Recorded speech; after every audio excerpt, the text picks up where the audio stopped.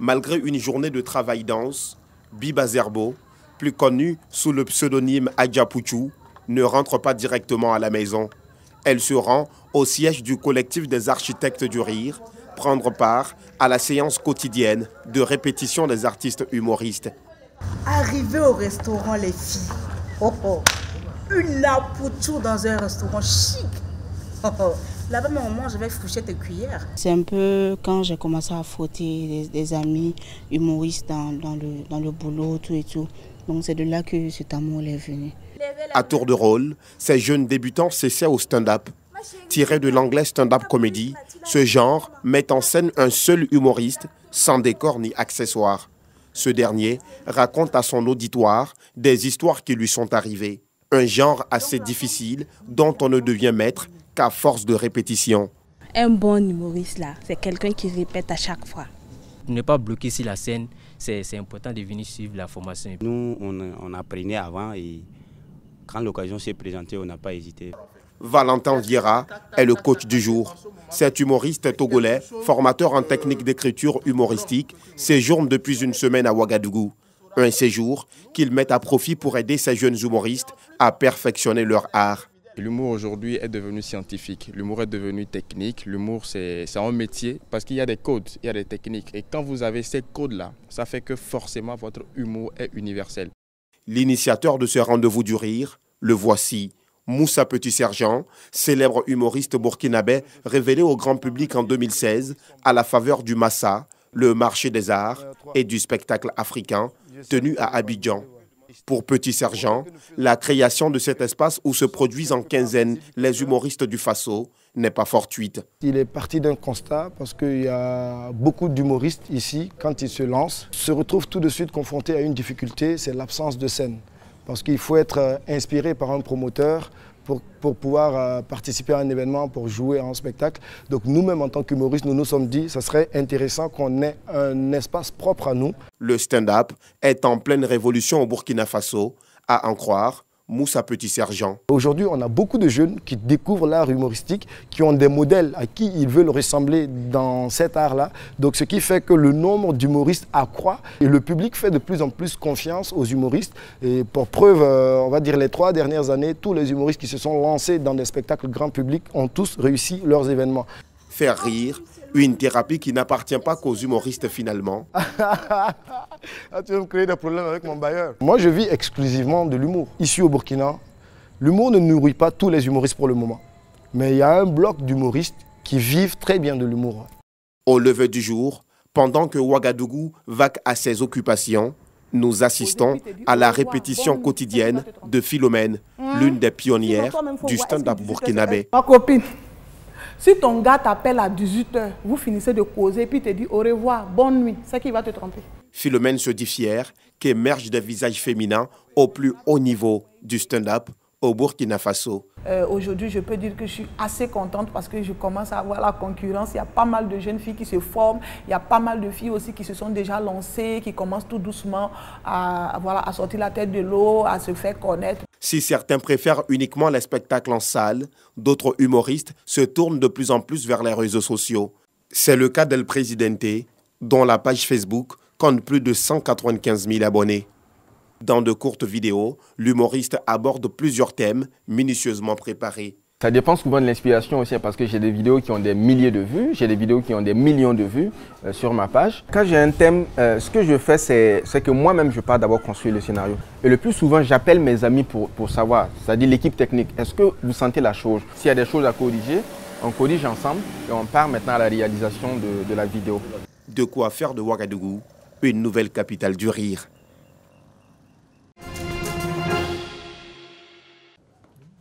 Signature de convention entre le Bureau ivoirien du droit d'auteur Burida et les mairies d'Aboisseau et de Boisflé. Un partenariat pour amener tous les utilisateurs d'œuvres de l'esprit exerçant dans leur commune à s'acquitter des droits d'auteur et des droits voisins pour le mieux-être des artistes, des éditeurs ainsi que des producteurs. C'est une convention qui lui permettra de collecter pour les mariages, pour les séances occasionnelles, pour les animations et pour tout ce qu'il peut collecter ici pour nous, puisque nous n'avons pas les moyens d'être partout.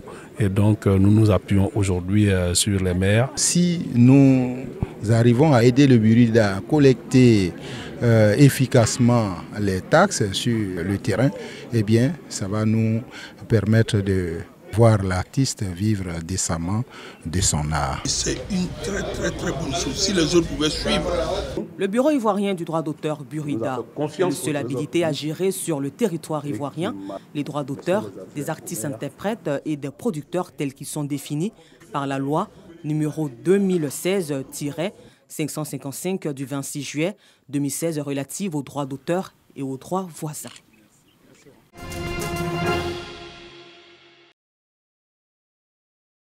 Du village de Kouaté à celui de Gaoulou, tous les villages en bordure du fleuve Sassandra, sur une distance de plus de 90 km, ont accueilli des orpailleurs clandestins. Quelles sont les raisons de l'acceptation de ces orpailleurs dans ces villages? Les orpailleurs sont venus chez nous. Vraiment, on ne les a pas appelés. Ils sont venus d'eux-mêmes. Mais quand ils sont venus, ils nous ont demandé, vraiment, eux qu'ils devaient nous rendre des services. Comme quoi, par exemple? Bon, la construction des dispensaires, la ouverture des rues, tout et tout. Bon, nous, on a accepté à ce que les gens travaillent avec nous. Pour le ministre-gouverneur Philippe Légré, fils de la région du Boclé, les arguments avancés par les chefs des villages ne tiennent pas la route. Et pour cause. Au départ, ils gagnent, on leur donne quelques miettes, 1 million, 2 millions, 3 millions. Ils avancent comme raison que c'est pour construire des dispensaires. Ça ne tient pas la route du tout. Ce sont des arguments qui ne tiennent pas la route. Le gouvernement travaille. Aujourd'hui, tous les villages sont éclairés. Le combat de l'eau est en train d'être gagné. Et il y a tout sur les dispensaires, les collectes de proximité foisonnent de partout. L'orpaillage clandestin pratiqué en bordure et dans le fleuve Sassandra, qui alimente tous les foyers. La santé des populations rurales et citadines est donc menacée. Actuellement, nous avons un souci au niveau des orpailleurs qui sont en amont, qui utilisent le mercure et le cyanure pour traiter les métaux. Mais si rien n'est fait, l'eau que nous prenons dans le Sassandra pour la boisson qu'on traite sera polluée. Les villages qui ont les forages, les puits et tout ça, eh bien, tous ces puits-là sont alimentés par les fleuves. Et donc, si c'est pollué avec les produits tels que le mercure, le cyanure et tout ça, eh bien, c'est eux-mêmes, les villageois, qui, ma foi, pâtiront. Ils vont consommer de l'eau polluée et ça va complètement entacher leur santé. Le préfet Lamine Koulibaly a mis en mission les forces de défense et de sécurité. Le bilan des opérations menées contre les orpailleurs clandestins s'établit comme suit. Des saisies d'engins et la libération de certains sites. Mais nous remarquons que cela est insuffisant, nettement insuffisant. Les chefs des villages sont convoqués à la préfecture pour une réunion d'explication et de sensibilisation. Ils en ressortent bien informés et sensibilisés sur les dangers de l'orpaillage clandestin. Des engagements sont pris. Nous, en tant que chefs, nous le disons clairement que dans les 48 heures qui suivent, ils vont rebousser chemin, ils vont partir. Il y a une grande partie qui est déjà partie. Maintenant, peut-être qu'il reste 2 dragues. Donc, avec la réunion d'aujourd'hui, quand il est parti, bon, tous ceux qui sont là, ceux qui sont restés là vont partir. Les autorités de la région du Boclé invitent les populations à plus de vigilance dans la lutte contre l'orpaillage clandestin.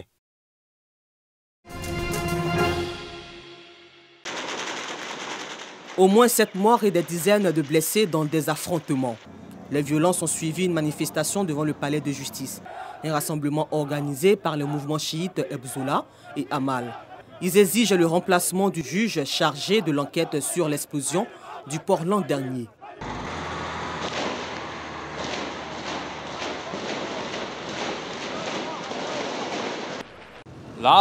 Les gens ont quitté leur maison en portant leurs enfants et en courant sans même savoir où ils allaient. Les gens avaient peur de monter dans leur voiture. Comme vous pouvez le voir, toutes les voitures ici sont détruites. On peut dire à 100% que c'était une guerre. Les circonstances exactes des violences restent confuses.